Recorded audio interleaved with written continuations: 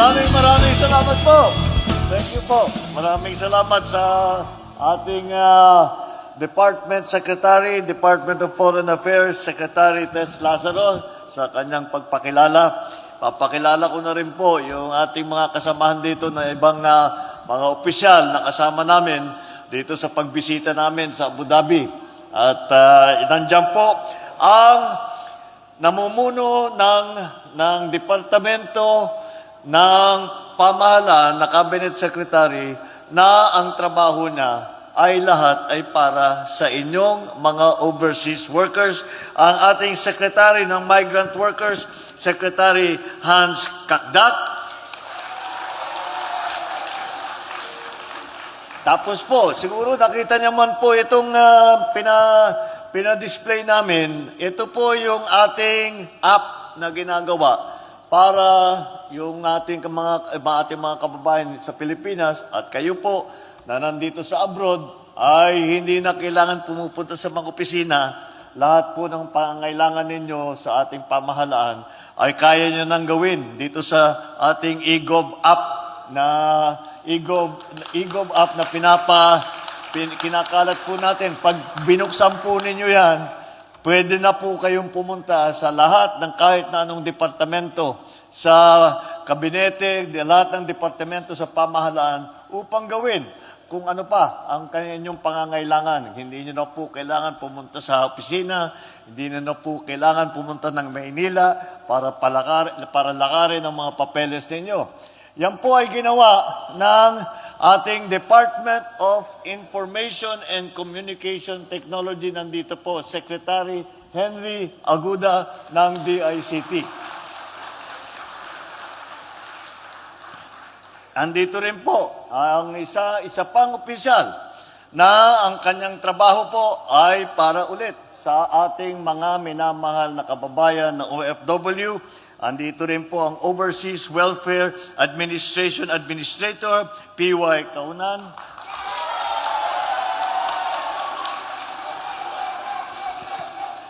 May fans club pala ito si PY. Nagdala ng pala eh.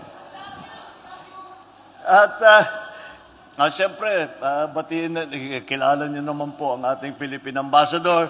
Philippine Ambassador po, Alfonso Ferdinand Ver. Ang tumutulong po sa atin dito po sa UAE.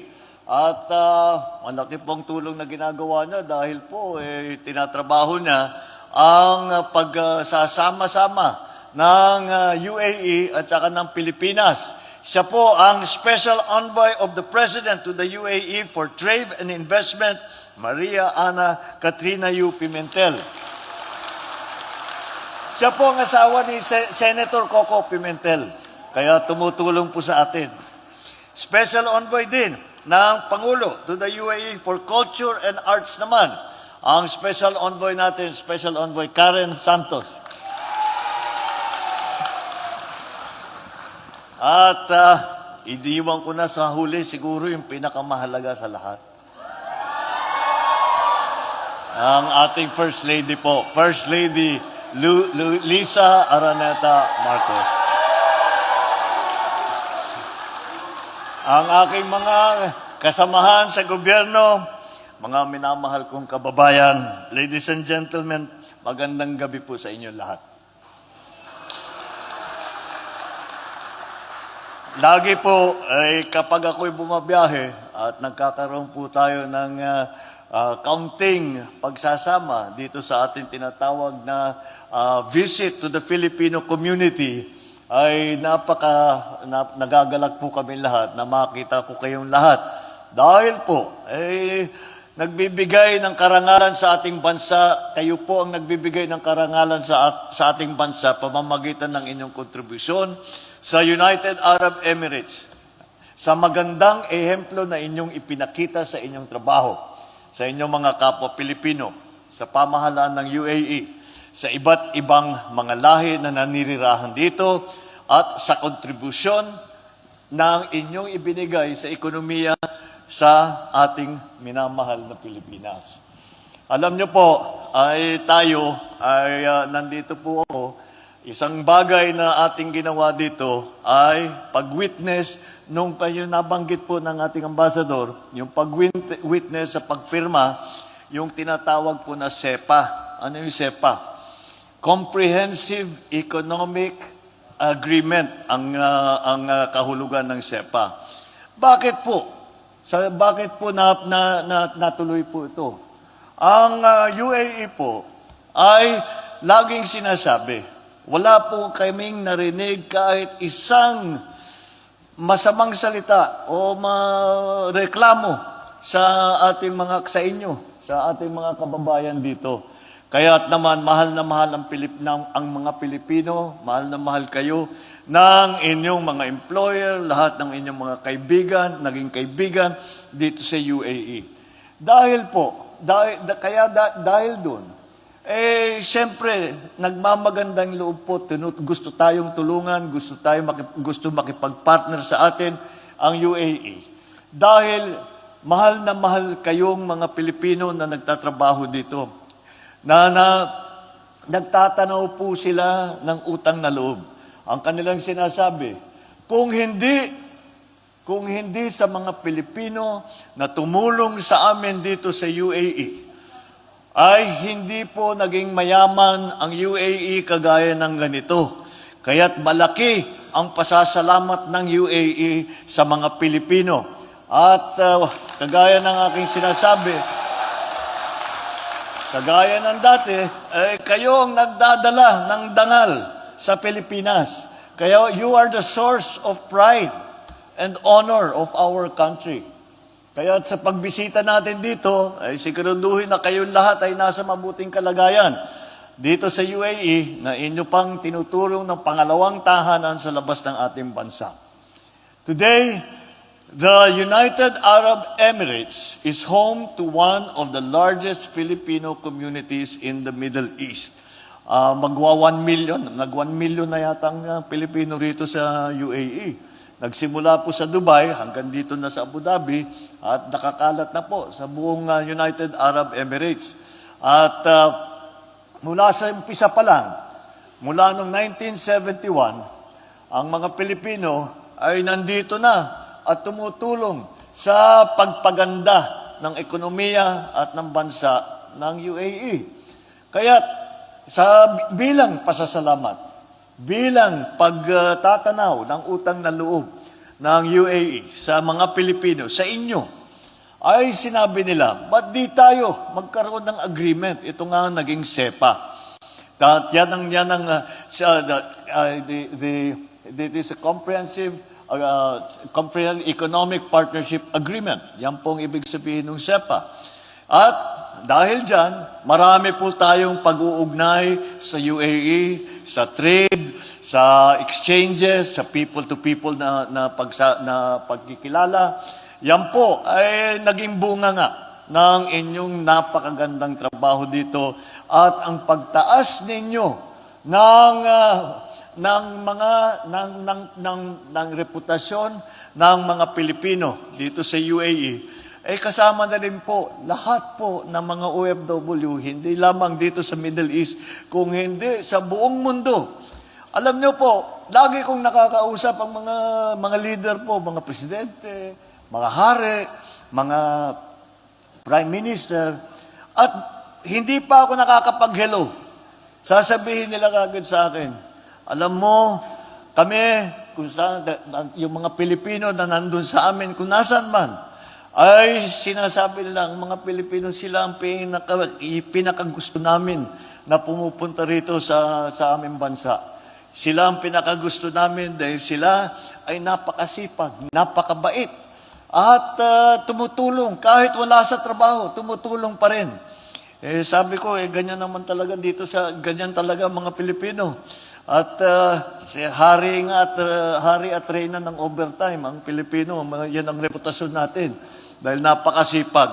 Kaya't muli, nung nagsimula, ang ating mga kababayan, mga engineer, architect, sila ang nagpapatayo, mga construction, sila ang tumulong sa paglagay ng mga bagong kalsada, mga tulay, mga malalaking construction na project. And that's why our government values the vital role of overseas Filipinos in nation building. Kaya't lahat ng aming maaring gawin upang matiyak na ang kalagayan ng ating mga OFW ay nasa mabuti naman. Kaya po ay lahat ng pangangailangan ng ating mga OFW ay ating ipinipilit na bigay sa mga benepisyo, sa mga tulong, sa mga suporta para masabi naman natin lahat ng pangangailangan ninyo ay sinasagot naman ng ating pamahalaan. Because we envision a future where every Filipino, at home or abroad, has a chance to succeed.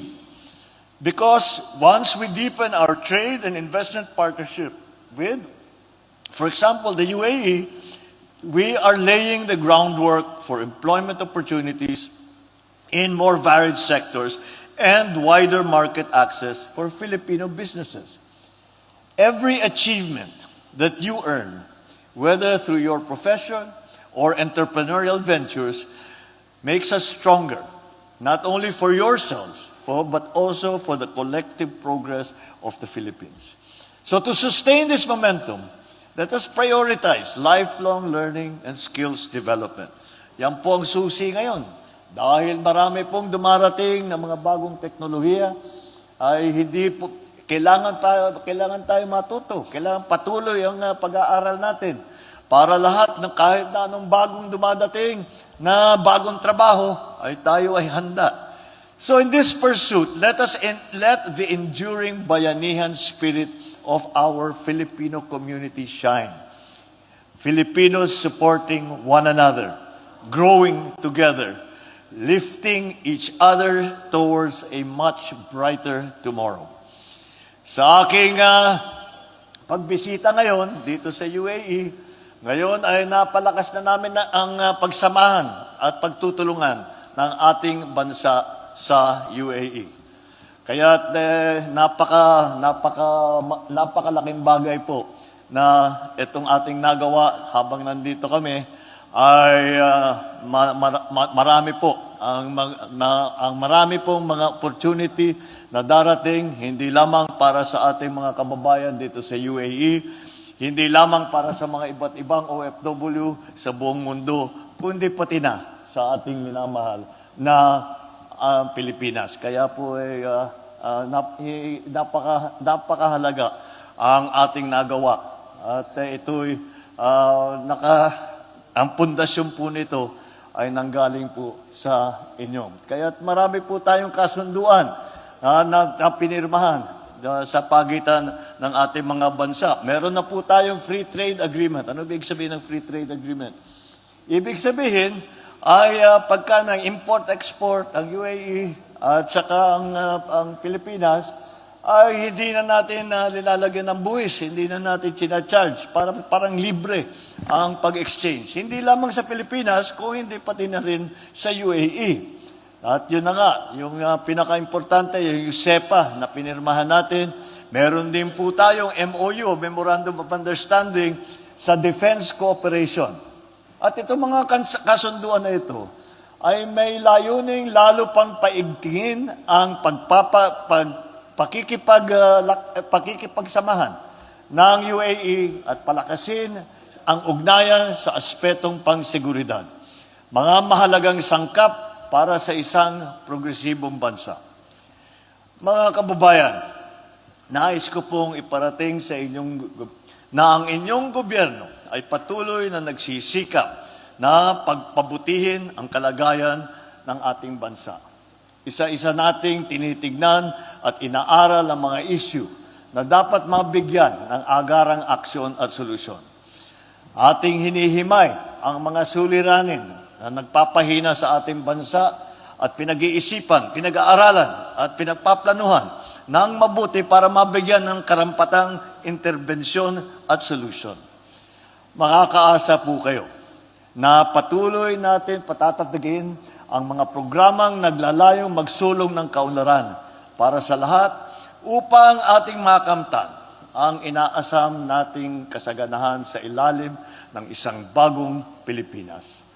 So in closing, I express once again my deepest gratitude, not only of myself, but of all your countrymen, for your unwavering spirit and dedication and the pride and love that you have shown for your countrymen and for your country.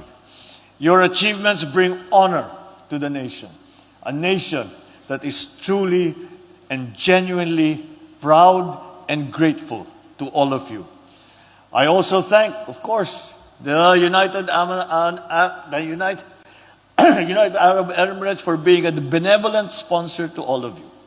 Kaya po, huwag po natin makakalimutan, lahat po ito ay para sa pagpaganda ng buhay ng ating mga kababayan at ang pagpaganda ng ating minamahal na bansang Pilipinas. Mabuhay po kayo! Mabuhay ang manggagawang Pilipino! Mabuhay ang mga ang bagong Pilipinas! Magandang gabi po sa inyong lahat! Maraming salamat po! Muli